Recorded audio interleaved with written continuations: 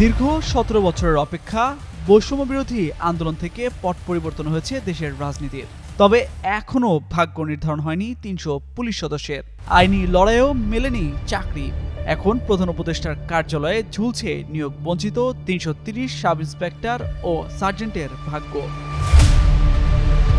নিয়োগ বঞ্চিতদের মধ্যে বর্তমানে যোগদানে আগ্রহী ২০৭ জন সাব ইন্সপেক্টর ও ১২৩ জন সার্জেন্ট। ওয়ালটন এখন দেশের সীমানা পেরিয়ে পৌঁছে গিয়েছে ৫০টিরও বেশি দেশে।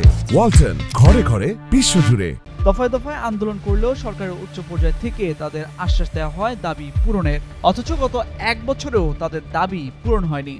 তবে তাদের চাকরিতে বহাল করতে প্রধান উপদেষ্টার সানুগ্রহ কামনা করেছে সরকারের উচ্চ পর্যায়ের কমিটি। এ সংক্রান্ত একটি সারসংক্ষেপ প্রধান উপদেষ্টার কাছে পাঠানো হয় ৩ মাসেরও বেশি সময় আগে, অথচ এখনও বিষয়টি সুরাহা হয়নি। ফলে অনিশ্চয়তা কাটছে না নিয়োগ নিয়ে।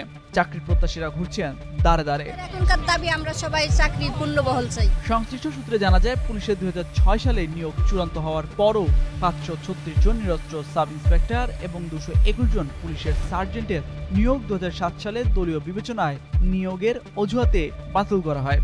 প্রার্থীদের লিখিত, মৌখিক ও স্বাস্থ্য পরীক্ষা হওয়ার পর পুলিশ ভেরিফিকেশন চলমান থাকা অবস্থায় এসবি একটি প্রতিবেদন দেয়। এই প্রতিবেদনের পরিপ্রেক্ষিতে তৎকালীন আইজিপি নূর মোহাম্মদ নিয়োগ প্রক্রিয়া বাতিল করেন। ওই সময় চাকরি প্রত্যাশীরা উচ্চ আদালতে রিট করেও প্রতিকার পাননি। এ বিষয়ে জানতে প্রধান উপদেষ্টার কার্যালয়ের সংশ্লিষ্ট কর্মকর্তার নম্বরে ফোন ও SMS করেও সাড়া পাওয়া যায়নি। জানা যায়, চলতি বছরের মার্চে এই সংক্রান্ত স্বরাষ্ট্র মন্ত্রণালয়ের কমিটির দ্বিতীয় সভায় বেশ কিছু সিদ্ধান্ত নেওয়া হয়। এতে বলা হয়, আবেদনকারীর আর্জি, আদেশ ও আদালতের পর্যবেক্ষণ পর্যালোচনার মাধ্যমে তাদের একটি বিশেষ ব্যাচ হিসেবে বিবেচনা করা যেতে পারে।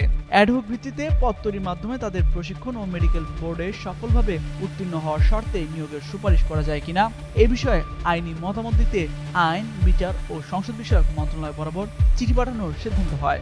পরে সরকার তাদের বিষয়ে ইতিবাচক সিদ্ধান্ত নিলে একটি আলাদা বিধিমালা প্রণয়নের মাধ্যমে এই ব্যাচটির নিয়োগ, পদায়ন ও পদোন্নতি বিষয়ে নিয়ন্ত্রণ সুপারিশ করা হবে।